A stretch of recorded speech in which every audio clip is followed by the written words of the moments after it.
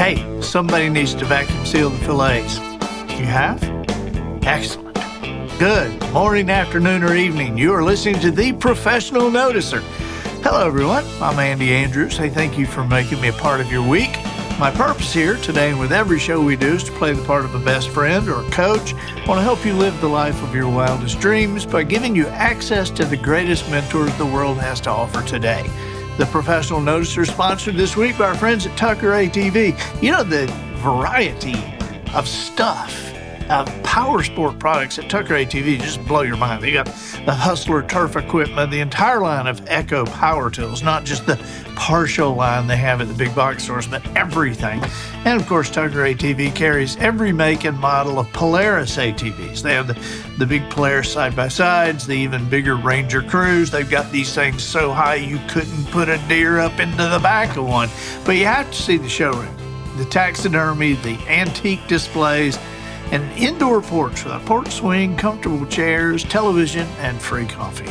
So stop in to meet Shannon and Lisa Tucker. They treat customers like family, which is why folks from 14 states have done business with Tucker ATV. Highway 43 North in Jackson, Alabama, Tucker ATV, a small town business with the national reputation. Observations and answers, that's what we do here on The Professional Noticer. And today, we got somebody at the table with both. And this is, I can't tell you how excited I am about having this guy. I'll tell you why in just a second. But he's an author. He's written this book, Saving America's Amazon. He wrote The Last Slave Ship. He's a best-selling author. He's a speaker. He's a guide. He's a dad, he's a husband, and he's one of the most interesting people that I've ever met. Please welcome Ben Raines. Hello, Andy. Good to see buddy. I gotta Make say, me blush with your wine. No. I gotta say, Polly asked me this morning. She said, "Aren't you having Ben today?" I said, "I am." And she said, "What are you going to talk about?" I said, "I don't know."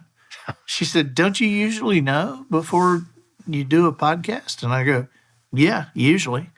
But with Ben, I'm just telling you, we could just probably sit down and Matt could turn on the camera, and because we've already been talking, and I was wondering what we were going to talk about. So anything that I get you on the subject of, you are always very interesting to me, and so there's not many people that we have on the show that we don't know where we're going. But with you and a guy named Walt Merrill, I don't know if you've met Walt Merrill. He's the district attorney for Covington County with 35,000 people in his county. And he says, I know everybody I prosecute. Yeah. So, but Walt is a very interesting guy. So how did your guiding go this year? You were just packed out, weren't you? I was, yeah. Pretty much every day I offered, and I try and focus it when the weather's perfect, and there's a lot going on in nature. So kind of April and May and October and November, and it was great. I just love getting people on the boat and show them things they've never seen, and so often they show me something I'd been missing, for years and years and years. But I just love. I never thought I would enjoy so much taking people out, into nature and just sort of letting it happen around us, kind of like we're doing. This is how I was aware of you as an author and writer. I was aware of you, but the way we met is because my wife booked your guide service. Now, what is that called? How can people find this? Well, the easy way now is benraines.org. benraines.org. The mouthful of a name I came up with was America's Amazon Adventures. Okay. Of course, then I'm fighting AAA for AAA, so that was a bad. Oh yeah, yeah. But benraines.org. Yeah, and you're taking day trips take the boat and day trips into the into the Delta. And tell us about this. I love this book. Is beautiful, by the way. Saving America's Amazon. And it's got Ben's photography in here, and it's an awesome book. And so tell us, describe one of your tours. Even though Polly has been like, what, 4 times? She's been a lot of times. I'm not sure how many. And then Edie, one of her best been friends, has been like 15 times. 15 times. Yeah, she's my most frequent flyer. Wow. For sure. And you think, good gosh, what is there to see? But they say it's different every time. Well, and that's, Edie one year, a couple years ago, booked a trip every week of April and May because she wanted to see what I kept talking about, because 2 weeks from now, this spot will look totally different. And what we're talking about is the Mobile-Tensaw Delta, right above Mobile Bay, and it is the most diverse river delta in North America, biologically diverse in terms of species. So it's this national treasure, but almost nobody knows about it because it's here in Alabama. And, Alabama has never, since the 1800s, Alabama was famous for its environment, but that disappeared when we got into the 1900s, and Alabama became famous for coal and steel and then civil rights protests. And that's kind of where Alabama is in the national mind. But in reality, Alabama is the most biologically diverse state in America. No, wait a minute. Alabama is the most biologically diverse state in America. More species of plants and animals per square mile than any other state. Like, give me an example. What? Okay, so Oregon calls itself the trillium state. Trillium's a little flower that grows on forest floors. They have 3 species. We have 22 species. And they have great names of trilliums. And they're the trillium state. Yeah, exactly. And they have wonderful names like the toadstool propeller shade and just these crazy names. But then, look at fish. So California has 110 freshwater fish species. We have 400, the most in the nation. Crawfish. The state of Washington, with the Columbia River, which is the second biggest river in North America, has 1 species of crawfish. We have 104. And so this is the most species of crawfish in any river system on Earth. We have the most mussels of any system on Earth. With carnivorous plants, we have dozens of carnivorous plant species, like little shop of horrors, where they eat bugs and things. Right. We even have one in the Delta that's totally aquatic. It's a floating aquatic plant that eats baby fish and baby bugs and, paramecium and amoeba. But think about that. We have a floating, a plant floating in the water that eats animals. So it's a unique, place. And so that's what the trips are. We go see all that stuff and all these flowers. I'm from Alabama, and I kind of grew up with a scattered upbringing all over the country and traveled a lot around the world. And as I moved back to Alabama at 30 and became a newspaper journalist, and I was the environment reporter, and I started writing about all this stuff. And to me, it was all like, well, my whole family's from Alabama. Nobody ever told me any of this. Well, they didn't know it, And so it's slowly being revealed, this diversity. And so we're at this moment where Alabama is now becoming a place people come to because of the nature, which is what it should have been all along. Right. Our whole relationship with the state was always about taking coal, taking trees, or whatever, taking what we could out of nature. And really, the treasure is the landscape itself. I'm the only person offering tours in the Delta on a boat like this. If we were in California, there'd be 50 guys at the boat ramp doing the same thing, because ecotourism is this thing. Well, it's only starting to happen here, now. It's been better at the beach, with taking people fishing and dolphin cruises and parasailing and all that. And so we're kind of, I think maybe Alabama's finding its new way forward in the new century, and it's going to be celebrating the landscape, which is what'll save the landscape. Well, let me just tell you, if you are coming down, 'cause I have people all the time saying, I'm coming down to the beach, I'm coming down to Orange Beach, coming down to Fairhope, coming down to Mobile. What do we do? All right, this is what you do. But you better get on his calendar now.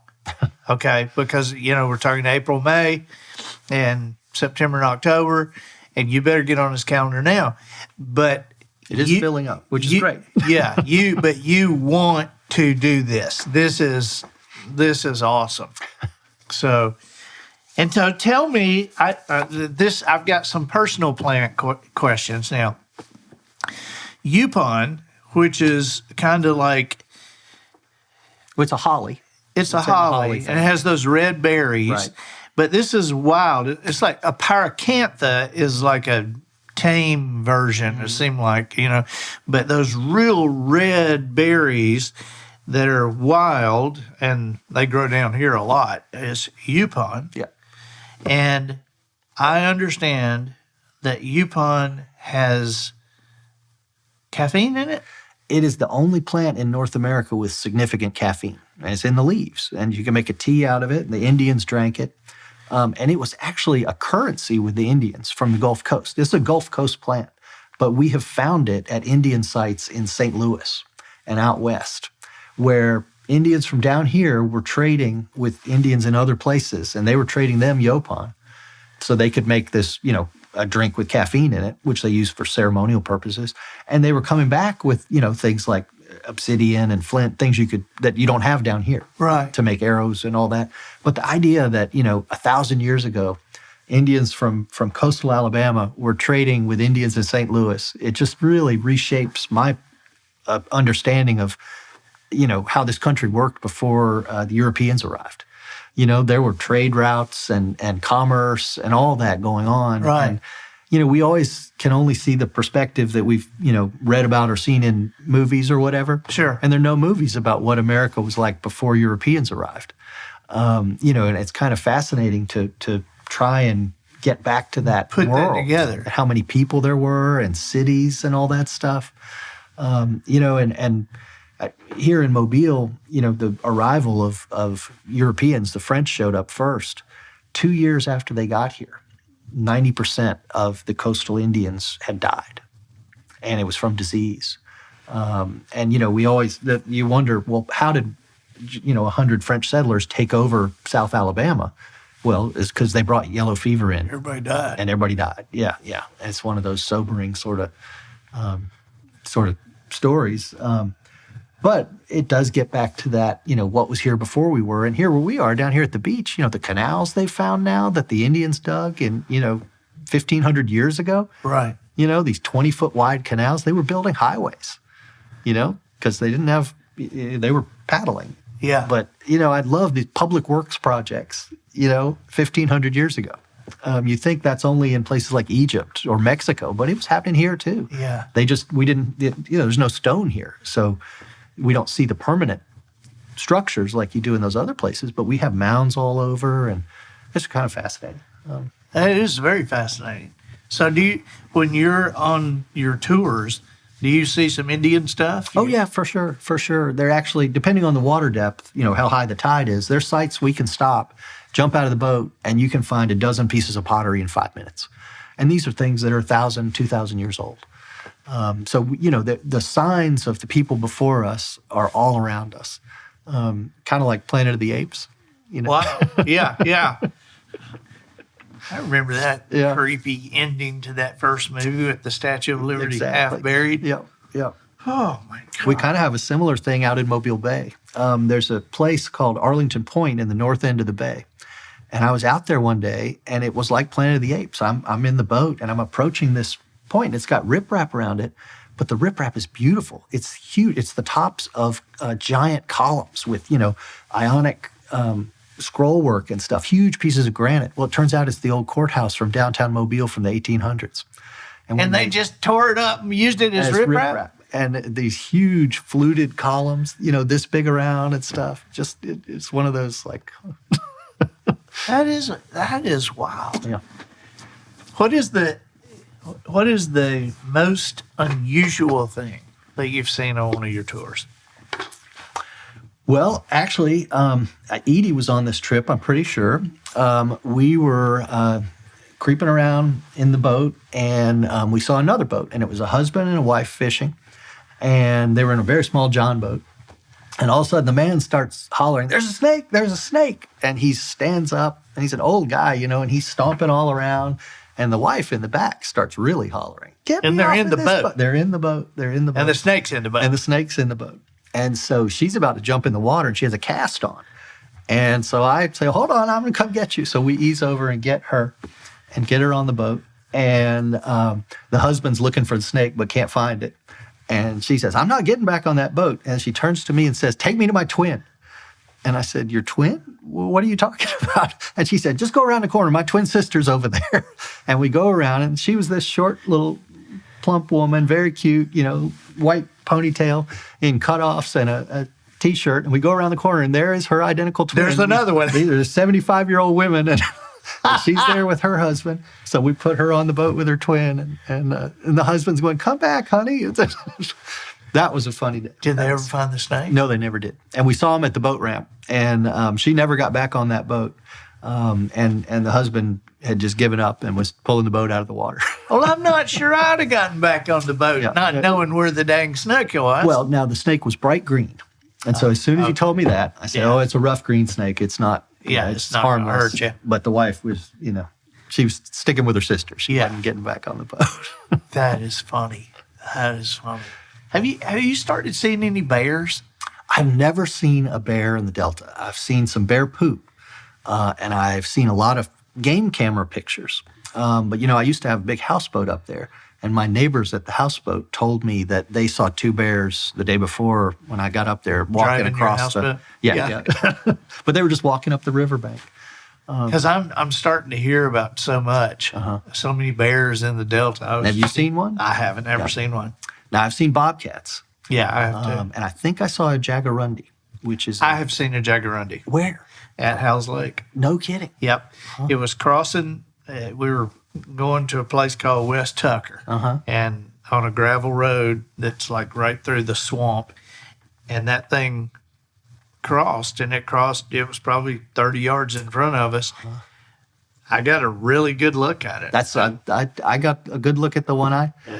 So jaguarundi is like a Central American cat for the the viewers who don't know. And how few people see them. Well, and there have been rumored sightings, and somebody raised them in Florida at one point. But E.O. Wilson, the famous scientist, who's the man who discovered how ants communicate, who's from Alabama, ended up a Harvard scientist. Won 2 Pulitzer Prizes, wrote 30 books. Brilliant guy. He passed away a year or two ago. He was obsessed with the idea that there were jaguarundis in the Delta, and he'd always ask me about it. And I was in a PBS documentary with him where they took him to Africa and all, and we're in the Delta. And in the documentary, he says, now tell me about the jaguarundi. Have you seen one? And it was this lifelong obsession of his. So right after he died, I saw one. Really? Yeah, so I didn't get to tell him. Oh, my gosh. But apparently, they may be making more of a push as it gets warmer here. This was like 10 years ago that I saw this thing. Well, mine was like a year ago. And so he's still around. Still around. It's just the one. But. So this one was almost black. Oh, So what was yours? It was kind of like a dark lion. Yeah. Kind of that caramelly color almost. Yeah. And it had that unusual distinctive tail. That long tail. Yeah. I would love to think that we have animals like that here. Well, we do. Yeah, You've seen one. I've seen one. Well, and we have mountain lions. We have mountain lions. I don't care what they say. I know. I see them on game cameras all the time. And do you know that I had like in Orange Beach, Austin and I used to bow hunt down behind Terry Cove. Different towns get built different ways. Right. Most towns get built from a dot and they spread out. But a coastal town gets built around the water and then goes in until they figure the land's not worth anything. So there's a lot of landlocked forest here, just in Orange Beach and Gulf Shores. And so we would go to a friend's house and go out his backyard. We had tree stands, game cameras, and all like this set up back there. We never got anything, but we saw a lot. But you see deer. Yeah, we saw them. I see them swimming. They swim right out of the bay. Yeah, and so, but somebody said they saw a bear. Okay, well, we're keeping it pretty quiet that we're hunting back there, as you can imagine. All right, and so but somebody said they saw a bear. Well, then the wildlife people come in, and they walk all through it, and they declare on camera for the news that there is no bear. Dangerous thing to declare. Yeah. Well, we had a game camera picture of it, and we got it about 100 yards behind the keg. Yep. But we got a really good picture of that bear that didn't exist.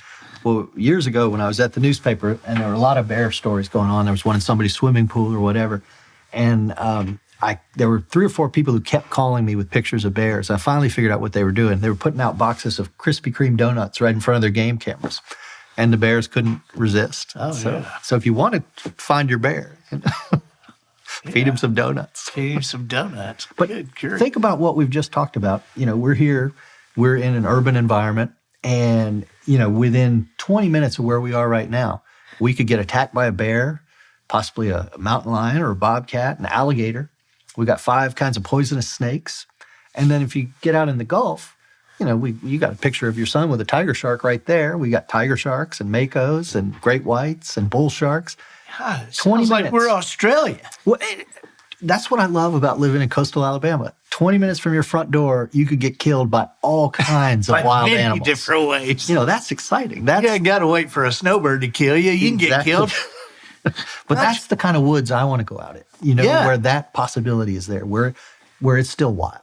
And, that's what Adam says. Adam says, I wish there was more dangerous stuff around here, like in Africa. And I'm like, I think it's dangerous enough. Right. I mean, add the pigs in there. Yes. For sure. So. For sure. Good. Well, I knew I liked Adam. Yeah. Yeah, Adam loved you. When we were in the boat with you about 10 minutes, Adam leaned over and said, "He looks like George Clooney." I said, "He kind of does. But yeah, Adam loves you. We had a great time that day. So what has been going on with the Clotilda? Well, the Clotilda is still buried in the mud. Okay. And now this was the last slave ship that actually brought slaves into America. Right. And it was hidden, sunk, and for 160 because it was illegal at the time. Because it was illegal. Yeah. And it was 160 years. 160 years. They searched for this thing, and Ben found it. Which was very exciting, and I had some help, but we did find it. And then there was some trouble with National Geographic and this archaeologist trying to claim they found it after I gave them the coordinates to it and all that. And so there's been a lot of fighting between the state and all that. And we're trying to figure out what to do with the ship. So here we are. It's almost 6 years since I found it. In April, it'd be 6 years. The ship is still sitting on the bottom of the river. And this is an internationally historic artifact. There's nothing else like it. It's the only ship ever found that brought enslaved people to America. And more broadly, it's the only ship ever found where we know the stories of the people who were on it, because it happened so late in history. It happened in 1860. These people lived up until 1935. They told their stories over and over and over. Right. So, it's a very unique artifact that should be on display in a museum. Sure. Where we tell the story of the people who were on it. And it'd be just, one of the most powerful museums of the human experience you could imagine. And what's the problem? The problem is the state doesn't want to dig it up. And so the state of Alabama, in what I consider an incredibly short-sighted thing, because this would be a multi-billion-dollar economic impact on Alabama to have this museum that people from all over the world. I mean, for God's sake, people go to Selma to stand on the bridge. Exactly. And so this is like way beyond that. Yes. And you could that museum in Montgomery, the Equal Justice Museum, some people call the Lynching Museum, beautiful museum. It's $1 billion impact on that community in terms of new tourism revenue. Right. So that's what this ship would be to the community, but to the legacy of all the people whose ancestors were enslaved. There's no better way to honor them and their story than to pull this thing up and display it. The state of Alabama has now come up with their formal recommendation for what to do with it. And they want to actually cover it up in mud in the river and leave it buried forever. And it's one of those breathtakingly short-sighted decisions that Alabama has made throughout its history, shooting itself in the foot. But that's the actual formal recommendation by the state. But they took them 5 years to issue this report. What part of the state? What group? What? The Alabama Historical Commission. why in the heck would the historical commission say we have incredible history here, let's bury it? My point exactly. It's one of those things that just sounds insane. But why? What reason do they give? They say to better protect it, we should bury it. So all along since I found it, they've been talking about what they call preserving in situ, which means preserve it in the situation it's in. In this case, rotting on the bottom of a river. And so they've gone one better than that, now saying, well, no, don't leave it in the situation it's in. Let's bury it even deeper. And I think the reason they want to bury it even deeper is because right now, if I took you there in the boat, we can see it on my bottom machine. You could see the ship perfectly. And so to combat that, they're going to do two things. They want to bury it in mud, and then they want to put pilings around it so you can't take a boat over it. So they want to remove the possibility of anybody being able to see this object in any way. As a longtime investigative reporter, I have many friends and enemies at the state government level, and so they don't listen to me as far as recommendations. But they got ownership of the ship because it was in state waters, and that's their plan. And this is over the objections of descendants, over the objections of people. But if we could raise the money, I think we could force their hand and get the ship up out of the water. But we need real money. We need about $10 to $15 million to dig the ship up and preserve it. And it'd be preserved like this table, basically encased in plastic. Yeah. You dry it out, and then you let this plastic saturate it, and then it's stable. Yeah. Like the handle of a pocket knife. Sure. That hard wood. That's what's happened to that. So we need about $15 million to do that, and then we need about $15 million to build the museum to put it in. And we would have this world-class museum that people from all over the earth would come to see. And be a story that could only be told here. And the reason for that is because the people who arrived on that ship built a town, here called Africa Town. That's still here. You have to read. If you have not read The Last Slave Ship, you got to get it. Get it on Audible. Get it in hardback. I don't know if it's in paperback yet. Yeah. But this is like life work for Ben Raines. I mean, this book is one of my favorites of all time. And I've had so many people come on my trips based on hearing you talk about me and the book on your show. So thank you so much. Well, man, great. I mean, you're a local guy who is a national treasure, because you have a grasp on some national stuff, meaning the Amazon, America's Amazon, and the Clotilda, and you just happen to live here. And so I brag about knowing you, and so I'm like, does the governor know about this? I've talked to the governor personally about digging the ship up, and she seemed totally uninterested. And I can't say why. There's that whole critical race theory topic that was so big a couple years ago. Yeah. And this fits in with that. The idea of the critical race theory is the idea that telling unpleasant history is not good for society, that it's bad to remember bad things that happened to people in the past because it'll make people dislike the people responsible. And, there's just history. Yeah, good, there is bad, just history. And we better pay attention to every bit of it. You have a huge display of artifacts from the concentration camps. Right. For, I think, the same reason, as a reminder. Yeah. I mean, because, history, it's like taking down the statues. I'm totally against taking down the statues because history is not just to honor somebody. History is a cautionary tale. Mm-hmm. Mm-hmm. And if we forget the cautionary parts of it, that's where we're doomed to repeat it again. And so put up another statue, yeah. I got, some of that stuff. I realized I was bidding against the Holocaust Museum at one point because I started getting outbid by everything I was trying to get. And I started realizing that's who I was bidding against. And I have this, this natural... You don't like losing? Well, I don't like losing, but I also have a suspicion about somebody who's trying to get everything. And I don't think that a government should own all its own history. Mm-hmm.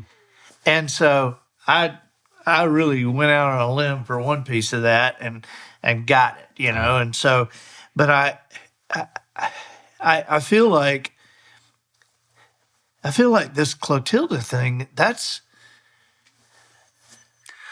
Well, you know, and you tried to facilitate a meeting with me and the mayor of Mobile to try and move the ball some. And, you know, I think we were on the same page. Unfortunately, the mayor doesn't have any sway over what happens to the ship. But it's just one of those, I mean, I think you said it perfectly, you know. It's a cautionary tale, and you better pay attention. Yeah. To bury it just begs belief. Yep. No, it's a stunning thing, and it wouldn't happen, I think, in any other state. I'm not sure. I mentioned critical race theory. I will say about our governor, 2 years ago, she issued a tweet on X, Twitter, and said, Alabama has permanently banned critical race theory. We're going to teach our children to read and write, not to hate. As if teaching history teaches them to hate. You know, and I think something that's so important is to teach the true history. You know, I went to elementary school in Georgia, and I remember my textbook in 4th grade, and it had a little bit about slavery. And they had a picture of a white man holding what looked like a cast net and some black people. And what the story was that white people went to Africa and threw nets over black people and brought them here to enslave them, which is totally preposterous. You know, the Africans had guns and, you know, kingdoms and armies. White people went over there and very politely offered money to buy the people that the Africans had captured. And how much more relevant would the history have been understanding that? Instead of implying that these African people were just captured like animals, no. You know, Right. There was a whole industry in the continent of Africa dedicated to capturing other Africans and selling them. One of the darkest periods in human history that, you know, people would capture their neighbors to sell. Yeah, and those people on the Clotilda were people captured by their neighbors. Right, exactly. Yeah. Yeah, not by white people. The white people bought them. And so it just gets at that whole, you know, tell the whole story, because Right. the whole story is really revelatory. And so that's, and you know, I think we see, every time we ignore our history, it comes back to haunt us. It does. It does. Okay, you've made me mad enough. I mean, that just, and I'm trying to think, who do I know? Who do I know? Well, to me, the economic argument is the one the state should heed. If we could add a multi-billion-dollar economic impact, and it would be the anchor of the civil rights trail that now weaves all through the South. And what, you know, more important linchpin is there than a ship that brought people here, you know? And it's the only one ever found. So we have a few slave ships found in Brazil that were South African that sank in port and things like that. We don't know anything about the people who were on them. You know, and with this story, we have from the mouths of the victims, from what their villages were like, you know, and they were wonderful. Some of them were furniture makers, some of them were farmers, some of them, you know, a lot of them were kids. Their parents were, you know, commercial fishermen and things like that. And so we hear about what life was like for them, you know, in these communities where they owned property and handled money and all that. And then they got captured, and we hear about that from their own mouths, and then what life was like in the Barracoon, the slave prisons, and then riding across inside the hold of the ship, and then what happened to them here. There's just no, you know, there's no story more powerful. There's no comparable. Yeah. And so I just, having had a role in finding the ship, I can't believe that my home state, you know, I'm a native of Alabama, I can't believe my home state is literally talking about just burying it in the mud. So every time I can tell anybody, I try to. Because you never know who's going to be the one that is able to you know, call the right person and get the ship going the other direction, so to speak. This is on my radar. I see your thinking cap. Yeah, It's my on tight. thinking cap is on. This is on my radar. And thank you for being here. Oh, I love talking to you. And I mean, we were on the boat a few weeks ago and didn't stop talking the whole time. And I learned so much about you. It was so fun hearing, sort of your origin story, and then how you ended up with Joan Rivers and Kenny Rogers. I just was blown away. Yeah, I can tell you some crazy stories about Joan and Kenny. I have a feeling. So, but listen, I want to get a commitment from you on camera. You are going to be a contributor to Wisdom Harbor. I will do it. All right. I will do it. You heard him, Matt. You heard him. We're excited about this because we're going to look at some film stuff and just some great stuff that nobody else will get to see. And you'll get to see it on wisdomharbor.com. Ben, thank you. So remember, The Last Slave Ship and Saving America's Amazon and benrains.org. Yeah, that'll work. And we'll have all the links. And they can find me on Facebook. That's very easy too. Okay. All right. We'll have all the links on the show notes. But thank you, buddy. But thank you, Andy. Thank you for having me back. I'm Andy Andrews, the professional noticer, harnessing common sense and wisdom to plow through challenges all the way to an answer for you. And I think that'll do it for this week. Get us out of here, Matthew. So, ladies and gentlemen, and to the boys and girls who aspire to become ladies and gentlemen, we have reached the end of another episode of The Professional Noticer. In a world where common sense has become a superpower, I'm harnessing that tiny bit of mental energy I have for you, seeking wisdom, making observations, and endeavoring to answer tough questions in a way that will empower your family and your business. I'm Andy Andrews. Until next week, goodbye. This episode of The Professional Noticer was produced by Matt Limpert. The Noticer theme written and performed by Sugarcane Jane. Boat plugs for the cast and crew provided by Twinkle and Smoke of Beverly Hills. Additional financial consideration provided by mailorderpoultry.com. Have you ever run out of eggs and wish you didn't have to go to the supermarket? Have you ever wished for a reason to throw your kitchen garbage into the backyard? Now there's an easy solution for these desires at mailorderpoultry.com. We ship week-old chicks and full-grown laying hens. Special FedEx handling on ducks, geese, and turkeys. When the box arrives, just open it up where you want your mail-order poultry to live. Backyard, child's bedroom, you get to decide. And our mail-order poultry eats almost anything from table scraps to expensive grain feeds to any bug that might be roaming your house. Check our prices at mailorderpoultry.com. Mix and match. And don't forget, every $50 order gets your name in the year-end drawing for the ultimate in mail-order poultry, a fully grown female egg-laying ostrich delivered to your house or place of business by UPS. Order now, mailorderpoultry.com.